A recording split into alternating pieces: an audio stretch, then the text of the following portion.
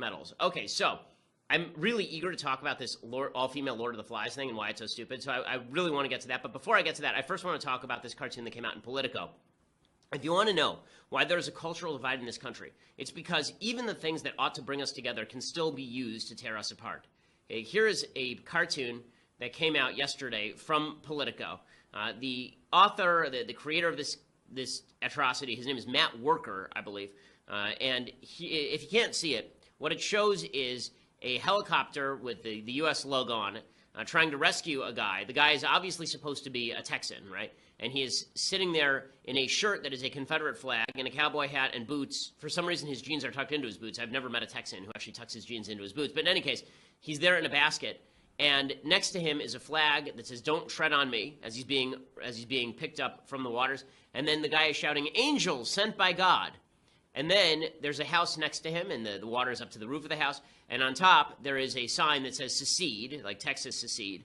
And then a little girl on top of the roof, and a rescuer who is trying to put a life jacket on the little girl, and it says, actually Coast Guard sent by the government. So not angels sent by God, Coast Guard sent by the government.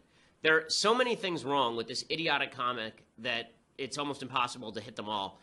Number one, let's begin with the caricature of religious people, this angel sent by God routine. Okay, this is so intensely stupid, I can't even tell you. The reason this is so intensely stupid is because religious people don't actually believe that angels are going to save them from the water. They believe that human beings can sometimes act as instruments of God's will in saving them.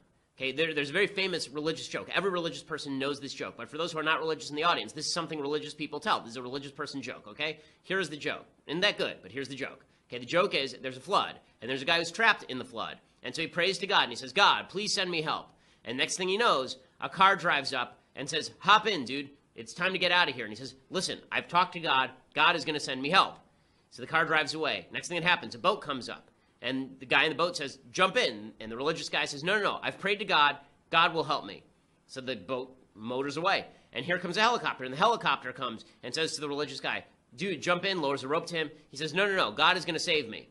So naturally, he drowns. And then he goes up to heaven, and he says to God, "Hey, I prayed. Where were you?" And God says, "I sent you a boat. I sent you a car, a boat, and a helicopter." What do you mean, where was I? Okay, that's how religious people actually think of this sort of thing. So this idea that it's angels sent by God, like they don't understand that it's actually the Coast Guard. It can be both the Coast Guard and also human beings can act as angels in times of need. In fact, little known fact about Hebrew that our non-Jewish friends probably don't know, the word for angel is malach in Hebrew. The word for messenger in Hebrew is malach. So human messenger and angel are the same exact word in Hebrew. Okay, so it just demonstrates there's an identity here. Human beings can act as messengers of the Lord, even when they are acting in pursuit of their everyday duties. So this idea that we're all just a bunch of religious morons is ridiculous. Second of all, the idea that this guy's wearing a Confederate shirt, and that means obviously that he must be a racist redneck. It's worth noting that the precincts that have been flooded in this hurricane voted for Hillary Clinton overwhelmingly. Overwhelmingly, they voted for Hillary Clinton. In fact, the state of New Jersey voted in fewer numbers for Hillary Clinton than these districts did by percentage. So it was a bunch of Democrats getting hit by this hurricane. So they're ripping on the people of Texas as though they are uniformly Trump voters. Not even true. Okay, finally, when it says it's the Coast Guard sent by the government, how dare people in Texas think that they want to secede? Okay, let's be clear about this. The vast majority of resources that are being brought to bear in Houston are local and state. They are not federal resources. Federal resources provide the vast minority of support. That means that even if Texas were to secede, do you think they really wouldn't have any sort of Coast Guard facilities? Texas is a very wealthy state. Texas has its own nuclear weapons in the Air National Guard. The idea that Texas is going to, I mean, they're under federal auspices, but still, the idea that Texas is going to go completely broke if it were to secede, they wouldn't be able to rescue their own citizens, is absolute nonsense, considering the people who are actually rescuing their citizens are folks who are working for the state of Texas. And just because you believe in state sovereignty, just because you believe in state power under the Constitution, does not mean that you're against the government helping you out with your own taxpayer dollars. I mean, that's why we pay for fire services. This is why we pay for the police. So this cartoon is so stupid in every way, but what it's really designed to do is suggest that Texans are just a bunch of loonbags who don't understand the beauty of government. If they just understood the power of government and the beauty of government, then they would get behind a bigger, stronger government and spend more money, and they wouldn't be these crazy Trump voters that they are. That's what this cartoon is supposed to mean. It's cruel, it's nasty, and it's stupid all at once. It's especially stupid because the fact is that how are Texans acting during this? They're not sitting around waiting to be rescued. This is a picture tweeted out by a radio host named Michael Berry. This is the 12. This is a picture of a bunch of people in Texas in line. Can we grab that? It's okay. There it is. Okay, so you can see this giant line of people. Is that giant line of people waiting to get services? Is that a giant line of people at a food bank? No, it turns out that these are a bunch of people in the center of Houston who are waiting in line to volunteer. Look at the size of that line. Hundreds of people waiting in line to volunteer. Those are the people that this idiot asshat, Matt Worker, is ripping on in Texas. Okay, those are the people of Texas. Those are the people who are helping each other out. Charlie Hebdo did exactly the same routine, except more blatant. Charlie Hebdo, which is, at least they're equal opportunity offenders. They went after Muslim, Mohammedan, and Islam in such a way that they ended up as the target for a terrorist attack a few years back, as you recall. Charlie Hebdo ran a cartoon that showed a bunch. It says, "Dieu existe." I don't speak French, so I assume that means God exists. And they are celebrating the flood because it's a bunch of people. You can't see it, but I'll describe it to you. It's a bunch of hands going up in the Heil Hitler salute and a bunch of Nazi flags that are halfway underwater. So it's a bunch of Nazis who are drowned.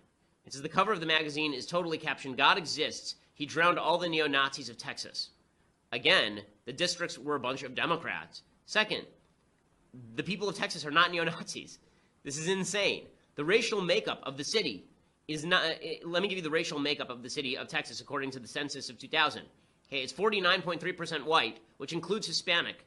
Okay, 25% black or African American.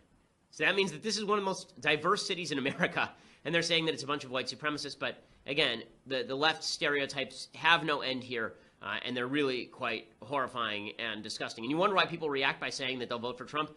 It's because they're reacting to stupidity like this. It's because they're reacting to grossness like this. Okay, so the truth is that the vast majority of people are not reacting well to these sorts of cartoons. Even the left was a little upset with Politico revealing the hard left's biases. Charlie Hebdo's cartoon is not going over like gangbusters, but it does demonstrate the cultural stereotyping that goes on of people in Texas, that everybody thinks that people in Texas are a bunch of rednecks outside of Texas, and that cultural divide is getting worse, not better. I mean, to the point where when Chris Pratt, the actor, said at one point that Hollywood doesn't do a good job of appealing to blue-collar Americans outside the major cities, and he was ripped up and down by the left and then forced to backtrack. It's true. Hollywood does a horrible job of demonstrating what it is for people who live outside the major cities, because the vast majority of people who populate our pop culture are folks who are from major cities. They're people from LA. I've lived here my entire life. People from New York, people from Chicago.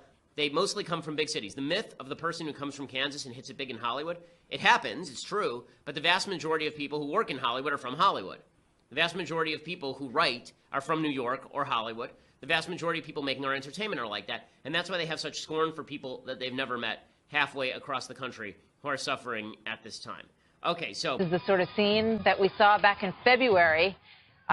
Destruction of property, fires, rioting in the area. But Ben Shapiro is determined to have his say when he goes there, and they're happy to have him now that they've declared this, quote, free speech year. I wonder what happens next year, or what happened last year, for that matter, at the institution.